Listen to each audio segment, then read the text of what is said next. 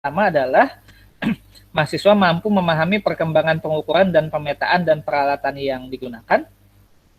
Kemudian mampu memahami teori dasar kerangka pemetaan. Setelah itu memahami prosedur pengukuran dan pemetaan. Kemudian batas toleransi ketelitian pengukuran.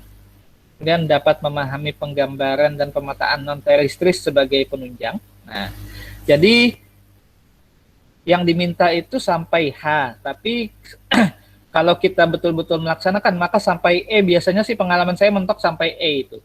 Jadi biasanya untuk ilmu ukur tanah kita akan pertama belajar A, memahami perkembangan pengukuran, yaitu apa sejarahnya ilmu ukur tanah. Mulai dari pertama tukang-tukang itu dia cuma pakai selang yang diisi air untuk mengecek leveling, sampai sekarang teknologi-teknologi drone dan lain-lain. Kemudian teori dasar kerangka pemetaan, jadi peta-peta itu apa aja, terus metode pembuatan peta bagaimana. Kemudian prosedur pengukuran dan pemetaan, jadi prosedur pengukuran itu alat yang kita bawa gimana. Nah, sebagai contoh kalau kalian mau mengukur komplek perumahan, kalian nggak pas kalau kalian bawa total station. Kenapa? Karena total station itu tidak jangkauannya panjang, tapi dia kalau kebanyakan bangunan kebanyakan penghalang nggak bisa. Terus kalau kalian mau mengukur jalan, membawa theodolit atau total station itu mubazir karena terlalu ribet settingnya, cukup bawa waterpass. Nah, itu prosedur-prosedur itu yang nanti kita bicara. Kemudian batas toleransi ketelitian pengukuran ini kita akan bicara errornya di mana. Biasanya contohnya aja kalau hari hujan, kalau kalian mengukur dengan theodolit atau waterpass atau total station saat hari hujan, maka lensa itu biasanya ngembun. Kalau lensa ngembun maka bacaan itu bisa geser. Nah, itu. Kemudian terakhirnya kalau ilmu ukur tanah ini di praktikumnya nanti adalah menggambar peta. Jadi produk yang kita inginkan dari ilmu ukur tanah ini adalah peta, yaitu peta kontur sama peta situasi. Nah, tapi kalau yang di nasional itu yang diminta sampai H, yaitu yang pertama ada F, ada memahami GIS, Geographic Information System, kemudian memahami Global Positioning System atau GPS, dan mengerti konsep spasial, sistem informasi spasial, dan lain-lain. Nah, biasanya kalau sempat saya kasih sedikit tentang GIS dan GPS, tapi lebih jelasnya kalau untuk yang mahasiswa sipil, itu ada mata kuliahnya semester depan, mata kuliah pilihan itu perpetaan dan SIG. Dimana kalau produknya, kalau ilmu ukur tanah, itu produknya adalah kita bikin peta dengan AutoCAD. Tapi kalau perpetaan dan SIG, kita bikin peta dengan aplikasi GIS. Bisa pakai ArcGIS atau bisa pakai Quantum. Nah, itu nanti di situ. Oke, sampai sini ada yang mau ditanyakan dulu? Stop share dulu. Ininya. Jadi itu capaiannya. Intinya yang diminta adalah kalian bisa mengukur dan bisa bikin peta. Yaitu dari AutoCAD. Kenapa? Karena saat ini untuk di pekerjaan-pekerjaan di dinas masih menggunakan AutoCAD. Meskipun sebenarnya kalau sudah kita bicara drone, maka lebih enak kalau kita pakai ArcGIS atau Quantum ininya. Ini bahannya sudah saya share di Timari juga, di e-learning. Saya kurang tahu, yang prodi lain seharusnya bisa akses ya e-learningnya ya? Belum ya? Kalau belum bisa nanti gampang lah. Yang perwakilan itu nanti saya kasih semua bahannya. Ada pertanyaan?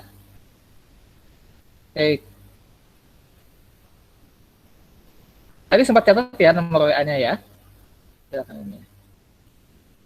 Sekarang kita lanjut sedikit ke tadi itu ya, capaian yang diminta. Sekarang kita ke apa namanya? Sejarah pengukuran sebentar. Semoga masih bisa share screen.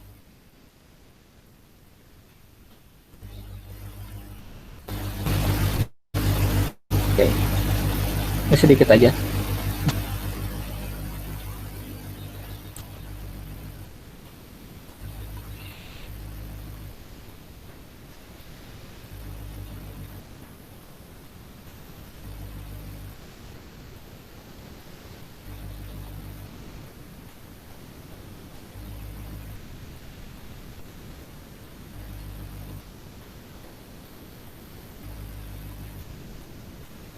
Sudah kelihatan PowerPoint-nya?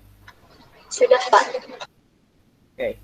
Ya, jadi tadi itu capaian-capaiannya. Ini di e-learning ada, ini juga sudah ada di e-learning. Kalau yang dari geografi nggak bisa ngecek e-learningnya, nanti saya kasih bahannya. Semoga bisa. Oke, ini sedikit aja, kita lanjut untuk pertemuan pertama dulu. Jadi ilmu ukur tanah ini itu cabang dari ilmu geodesi yang mempelajari sebagian kecil dari permukaan bumi dengan cara melakukan pengukuran guna mendapatkan peta. Nah, kenapa? Karena ya intinya itu peta sebenarnya. Sipil perlu peta. Kalau mau bikin jalan harus ada peta, mau bikin bangunan harus ada peta kontur, terus lereng juga ada peta dan lain-lain. Nah, geodesi itu ilmu besarnya, kita ngambil sedikit bagiannya ilmu ukur tanah. Kalau geodesi sendiri yang di Banjar ini adanya di Poliban. Poliban ada D3 sama D4-nya geodesi ada di situ. Kalau dulu dosen-dosen geodesi ikut ngajar di ilmu ukur tanah juga karena untuk alat-alat mereka yang lebih ahli. Kemudian kalau untuk pengukurannya sendiri kita bicara sumbu X, Y, dan Z yang direferensikan terhadap permukaan air laut rata-rata. Jadi patokan kita pasti MSL, mean sea level. Jadi kalau kita bicara berapa ketinggian gunungnya, nah, plus sekian DPL. Contohnya Semeru berapa? Nah, Gunung Semeru 3646 DPL. DPL apa? Dari permukaan laut atau mean sea level. Nah, jadi DPL di belakang itu dari permukaan laut singkatannya. Jadi kayak gunung dan lain-lain itu menggunakan kode tingginya ya patokannya itu. Ilmu ukur tanah sendiri adalah disiplin yang meliputi semua metode untuk menghimpun dan melakukan proses informasi dan data tentang bumi dan lingkungan fisik. Jadi bagaimana kita menggambarkan bentuk bumi yang 3 dimensinya luar biasa ini ke dalam kertas. Nah, gampangnya kan kayak gitu. Agar titik-titik di permukaan bumi yang tidak teratur bentuknya dapat dipindahkan ke atas bidang datar, maka diperlukan perantara, bisa elipsoid, bidang bulatan, atau bidang datar. Nah, kalau saat ini bikin peta itu gampang sekali. Dengan HP pun kalian bisa. Banyak aplikasi-aplikasi di Play Store yang bisa kalian gunakan untuk membuat peta. Contohnya misalnya kalian punya tanah, pengen ngukur, nah, kalian bisa pakai global mapping atau global GPS yang ada di situ, kalian klik, terus kalian jalan aja, atau paling gampang pakai Google Earth aja. Jalan tracking akan kelihatan bentuk tanah kalian dan panjangnya gimana. Kan gampang sekali sebenarnya saat ini kalau untuk pemetaan ini. Drone pun saat ini rata-rata teknologi drone nggak ngaitnya ke HP, tinggal HP-nya ngangkat apa enggak. Nah, kan pertanyaannya itu aja. Dengan perkembangan teknologi saat ini, metode terrestris konvensional telah dilengkapi dengan metode pemetaan udara dan satelit melalui program-program pertanahan dan ruang angkasa. Nah, pentingnya pengukuran tanah itu apa? Pertama, penting karena diperlukan untuk memetakan bumi, daratan, dan perairan. Yang sekarang mungkin kalau kalian sering dengar berita lagi ramai ini apa, Badan Pertanahan Nasional BPN itu mau narik sertifikat dan lain-lain, entah hoax apa enggak. Tapi yang jelas ya, kalau kita punya tanah, di sertifikat itu akan ada gambarnya. Dan perlu kalian ingat, jarang ada tanah yang bentuknya betul-betul fix persegi atau apa ya. Biasanya itu pasti nggak rata. Jadi itu pertama harus tahu tekniknya ini. Kemudian perlu untuk menyiapkan peta navigasi perhubungan darat, laut, udara, memetakan batas-batas kepemilikan tanah, ini yang penting. Nah, tanah 1 meter aja itu bisa jadi masalah, bisa bunuh-bunuhan soalnya. Kemudian merupakan bank data yang meliputi informasi tata guna lahan dan sumber daya alam untuk pengelolaan lingkungan hidup, menentukan fakta dan mempersiapkan peta bulan dan lain-lain. Ini pentingnya pengukuran tanah secara umum ya. Kalau kita bicara sipil nanti lain lagi. Nah, di bidang teknik sipil sendiri sangat diperlukan untuk pembangunan jalan, jembatan, irigasi, lapangan udara, perhubungan cepat, sistem air bersih, pengaplingan tanah, jalur pipa, penambangan, dan terowongan. Nah, contohnya pembangunan jalan. Untuk tahu jalan itu panjangnya berapa harus kita ukur. Ukurnya pakai apa? Nanti kalian akan belajar water pass atau sifat datar. Nah, itu di situ. Jembatan itu kita kalau mau bikin jembatan kita perlu tahu bentuk lereng sungai. Bentuk lereng sungai bikinnya gimana? Bisa teodolit, bisa pakai total station. Saluran irigasi. Nah, banjir kemarin itu salah satunya karena saluran irigasi dan drainase. Kenapa? Di Banjarmasin ini drainasenya itu levelingnya nggak diatur. Nah, itu susahnya. Nanti kita ngobrol habis ini. Lapangan udara perlu juga, perhubungan cepat, sistem air bersih, dan lain-lain. Itu memerlukan pengukuran tanah yang hasilnya berupa peta untuk perencanaan. Kalau kalian perlu peta kota Banjarmasin itu sebenarnya sudah lengkap. Jadi kalian tinggal minta peta di Dinas PU yang ada di sebelah kampus kita ini yang di Ketangi 1 kan ada balai. Minta aja ke situ. Dia mulai peta jalan sampai peta drainase punya.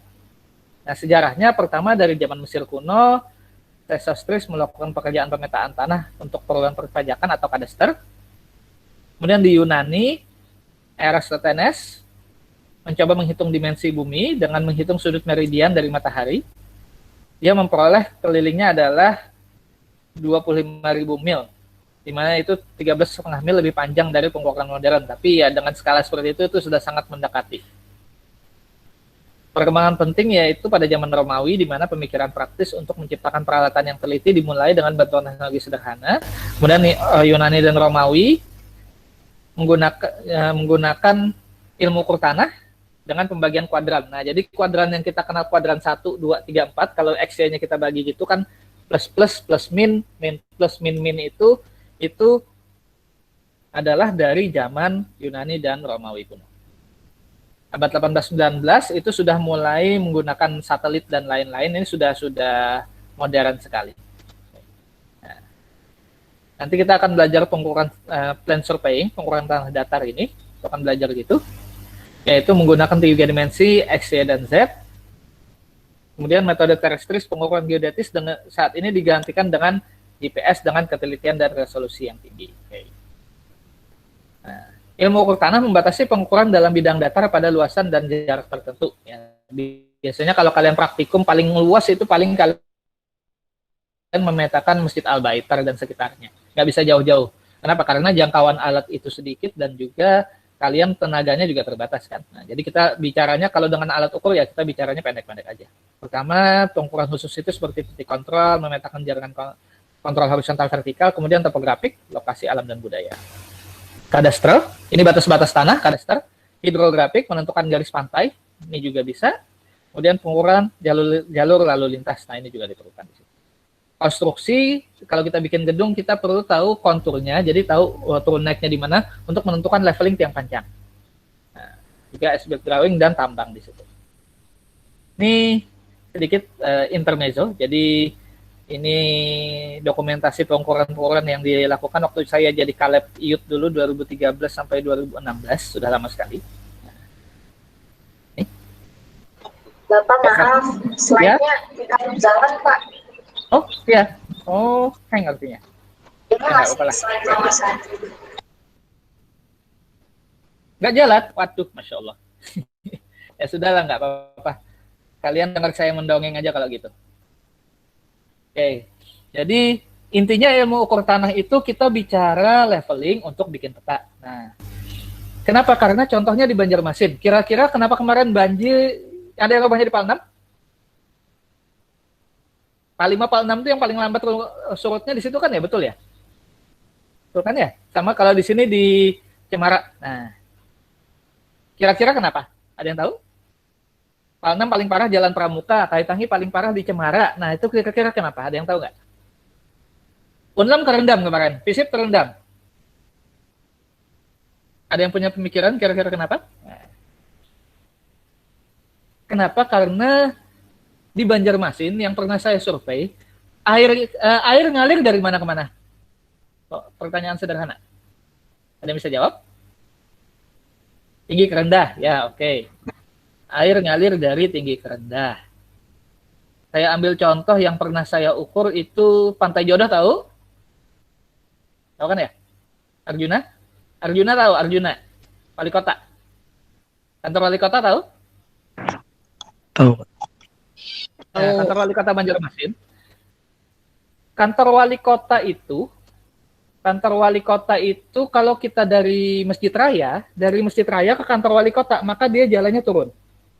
Secara alami lebih tinggi Masjid Raya. Tapi kalau kita ukur leveling selokan, dasar selokannya itu lebih tinggi dasar selokan yang di kantor wali kota. Jadi air itu seharusnya ngalirnya ke sini, tapi selokannya ke sini. Nah, airnya seharusnya ngalirnya ke kanan, selokannya turunnya ke kiri. Jadi dia ketemu di tengah-tengah. Makanya kalau hujan, daerah Dulu ada bank BNI di situ, kantor pos dan lain-lain itu pasti terendam. Nah, itu pentingnya pengukuran. Jadi kalau contohnya paling gampang kalian bikin selokan. Bikin selokan, kalau mau selokan itu jalan, maka harus disesuaikan dengan prinsip air dari dari tinggi ke rendah. Pramuka sama Cemara, jalan Pramuka sama jalan Cemara masalahnya sama. Selokannya ada, ujungnya buntu. Selokan itu kan ujungnya harusnya ke sungai atau ke saluran yang lebih besar. Jadi betul selokannya ada, tapi airnya nggak bisa dibuang. Nah, itu juga kesalahan yang seharusnya bisa diatasi dengan ilmu pengukuran. Intinya sih peta nanti kita bikinnya. Peta dalam hal ini kita pakai petanya adalah peta menggunakan AutoCAD. Jadi kalian akan bikin peta, pertama peta jalan, yang kedua peta situasi. Dan ini sebenarnya, kalau untuk sipil ada praktikumnya. Jadi kalau untuk yang geografi saya kurang tahu, ada praktikumnya nggak ya? Ada ya? Ada? Kemungkinan ada, Pak. Ada Pak, ya? kemungkinan. Ada ya? Oke. Kenapa? Karena nanti saya akan banyak bicara konsep. Jadi kayak alat ya, karena mohon maaf karena kita online. Jadi paling alat kan saya cuma kasih lihat fotonya aja. Nah, jadi ketemu alatnya itu nanti di praktikum dan lain-lain. Tapi nanti saya usahakan kita bisa diskusi lah ininya. Oke. Nah, untuk materi hari ini sudah itu aja sebenarnya. Untuk minggu depan saya keluar kota, mohon maaf. Kebetulan ada tugas dari LPPM ULM ini untuk meninjau keruntuhan lereng di luar kota. Jadi minggu depan saya nggak bisa masuk, kita nggak online minggu depan. Tapi bahan sudah saya siapkan, tugasnya ada. Insya Allah nanti saya usahakan saya bikinkan video penjelasan lah ininya. Ya. Untuk masalah kelas ini, semoga dalam 1-2 minggu ke depan, pas minggu ketiga kita sudah ada solusi lah. Kesian yang nggak bisa masuk atau kesian saya. Kalau kalian sudah masuk duluan, saya yang nggak bisa masuk jadinya. Luar biasa. Tapi ya baru ini. Ya pemanasan setelah ini rekayasa pelabuhan 92 orang ya sama aja sih. Hang langsung Google Meet-nya. Untuk absen sudah tahu semua kan ya posisinya ya? Absennya nggak di e-learning lagi, soalnya absen kan di program mahasiswa ya, oke ya.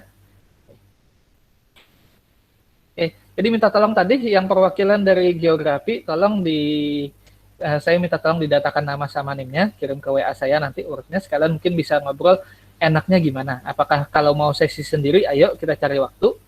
Saya ngajarnya Senin ini jam 3 sampai jam 6:30 malam ya, 6.15 lah. Selasa saya ngajarnya cuma jam 3, Rabu saya cuma ngajar jam 10, Kamis saya cuma ngajar jam 1. Jadi insya Allah saya bisa menyesuaikan jadwal kalian yang kosongnya di mana, kalau yang geografi mau jam sendiri, biar bisa masuk semua. Atau sipil yang mau pindah, geografi jam segini ya silahkan. Jadi sipil yang cari waktu ya nggak apa-apa. Nanti kita bicara lah, yang sipil kan ada juga perwakilan Jarkomnya. Oke, sebelum saya tutup ada yang mau ditanyakan? Silahkan.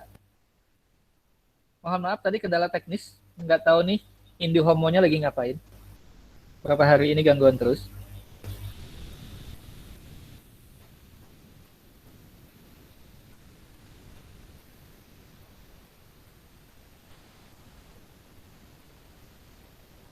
Nggak ada ya? Oke, kalau untuk bahan silahkan ambil di e-learning. Kalau ada yang nggak bisa, tolong di-share ke teman-temannya. Tugas dan bahan untuk minggu depan juga sudah saya taruh di e-learning. Silahkan kalau mau dikerjakan mulai sekarang tugasnya, tapi submitnya tetap saya lock di minggu depan, submit tugasnya. Ya. Insya Allah kita ketemu 2 minggu lagi. Nanti kalau online saya kasih linknya di Google Meet ya, ininya. Saya kasih link Google Meet di Simari, saya kasih link. Jadi kalau saya kasih link, insya Allah kita online ininya. Meskipun sebenarnya ya kayak gitulah. Saya sendiri agak kurang suka dengan yang online ini, kenapa ya? Ini sering terkendala jaringan di sini. Ada yang mau tanyakan lagi? Tidak ada, kalau gitu sudah cukup. Ya, oke. Mohon maaf kalau ada kesalahan, terutama tadi masalah teknisnya. Insya Allah kita ketemu 2 minggu lagi. Terima kasih. Assalamualaikum warahmatullahi wabarakatuh. Waalaikumsalam warahmatullahi wabarakatuh.